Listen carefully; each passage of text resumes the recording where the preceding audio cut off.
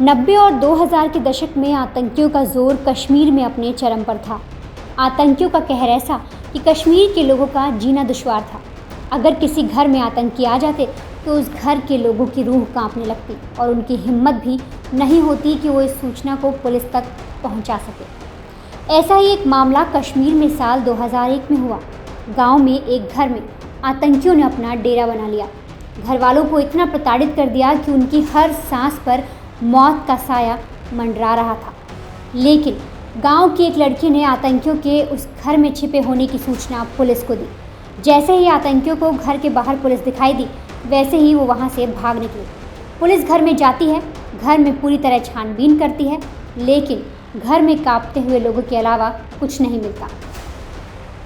घर वाले इतने डरे हुए थे कि वो इतना भी नहीं बता सके पुलिस को कि आतंकी यहाँ क्यों आए थे। लेकिन पुलिस अफसर को घर वालों के चेहरे पर डर का भय देखकर समझ आ गया कि आतंकी यहाँ थे और शायद वो अब पीछे खेतों की तरफ भाग गए। पुलिस अफसर अपनी टीम को लेकर खेतों में दौड़ पड़े। मक्का के खेत में आतंकी अपनी ज़िंदगी बचाने के लिए छिपे हुए थे और पुलिस आतंकियों के नाम ज़िंदगी से मिटाने के लिए उन्हें ढूंढ रही थी। अचानक फिर पुलिस को एक फायर की आवाज़ सुनाई देती है। पता चलता है ये फायर एक आतंकी के द्वारा किया गया। इसके बाद मक्के के खेत में पुलिस और आतंकियों की मुठभेड़ होती है, जिसके बाद पुलिस इन खतरनाक आतंकियों को जड़ से मिटा देती है। हम आपको ये कहानी इसलिए बता रहे हैं क्योंकि इस ऑपरेशन की टीम को जो लीड कर रहा था वो कोई आदमी नहीं बल्कि एक महिला थी। लेकिन ये कोई आम महिला पुलिसकर्मी नहीं। इनकी ज़िंदगी में सिर्फ एक ही मकसद था, निर्दोषों पर अत्याचार करने वाले आतंकियों को मौत के घाट उतारना। जिस समय यह ऑपरेशन हुआ उस वक्त शाहिदा नाम की पुलिसकर्मी मात्र एक सब इंस्पेक्टर के पोस्ट पर तैनात थी और उनका ये दूसरा ही ऑपरेशन था। लेकिन उनके आत्मविश्वास और जुनून के आगे बाकी सब चीज़ें छोटी पड़ गईं और आज के समय में इन्हें एनकाउंटर स्पेशलिस्ट कहा जाता है। आइए आपको शाहिदा परवीन की कहानी बताते हैं। इनका बचपन से ही एक ही सपना था कि बेकसूरों पर जुल्म ढा रहे आतंकियों को दर्दनाक मौत देना। शाहिदा कश्मीर की रहने वाली 6 भाई बहनों में सबसे छोटी हैं। लेकिन ये जब 4 साल की थी तो इनके सर से बाप का साया उठ गया।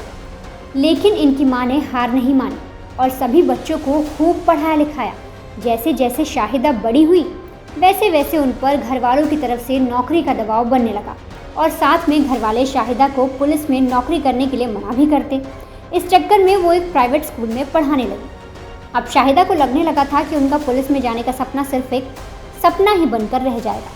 लेकिन शाहिदा धीरे धीरे अपनी टीचर की नौकरी से ऊब चुकी थी और उसने परिवार को बिना बताए पुलिस में सब इंस्पेक्टर की भर्ती का फॉर्म भर दिया।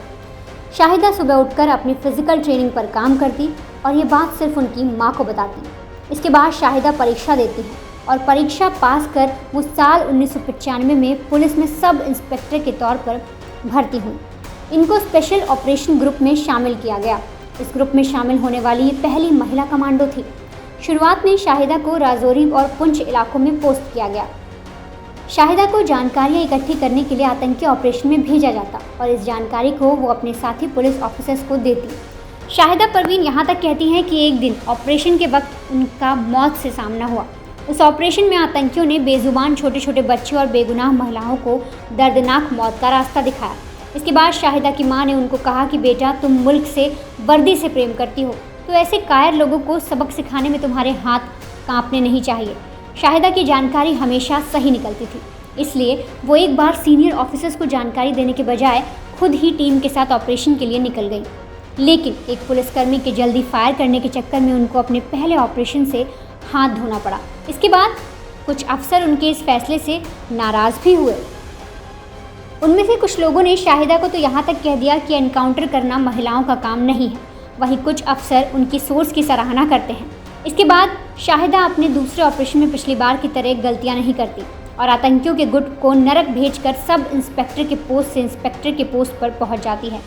शाहिदा अब अपने सपनों की उड़ान में बैठ चुकी हैं और आगे चलकर इन्होंने ना जाने कितने सफल ऑपरेशन किए। शाहिदा का एक ऑपरेशन इतना सफल रहा था कि उनको उसके चलते राष्ट्रपति के द्वारा राष्ट्रपति पुलिस पदक मिला। आपको बता दें कि शाहिदा इस समय डीसीपी पद पर मौजूद है।